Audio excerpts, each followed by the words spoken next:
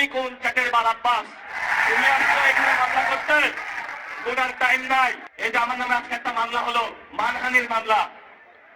ওই ব্যক্তি চাঁদাবাজি করে, সন্ত্রাসী করে, এমন লোকের কোনো মান থাকতে পারে না। যার মান আছে তারই তো মানহানি হয়। মামলা করেছে আরেকজনকে দিয়ে, গোপনে গিয়ে হলো সাক্ষী হিসেবে উপস্থিত হয়েছে। এগুলোকে আমরা বলবো গুপ্ত। আপনি ঢাকাতে ফেল করেছেন, লিখে রাখুন জনাব আব্বাস। আপনাকে তারেক জিয়া এসে রক্ষা করেছে। তারেক জিয়া যদি এসে রক্ষা না করতো, তাহলে আপনি মির্জা আব্বাসের ছুমুকুটিও আমরা ঢাকা হাটে খুঁজে পাইতাম না। এখনো বেঁচে থাকার সুযোগ আছে। ভদ্র হন। নাসিরউদ্দিন পাটোয়ারি এমন একটা মানুষ, তারে জেলও না, যদি আয়না ঘরের ভিতরে বন্দি করে থয়ে দেয়, তারপরও তার মুখ বন্ধ হবে না।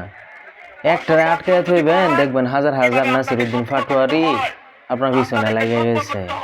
এই জন্য মির্জা আব্বাসকে বলবো যে আপনারা তো এখানে ক্ষমতায় আছেন, ক্ষমতা দিয়ে সবকিছু করতে পারবেন, তো করতে পারেন, কোনো সমস্যা নাই। কিন্তু একটা আটকে থইবেন, দেখবেন 10টা পাটোয়ারি হাজির।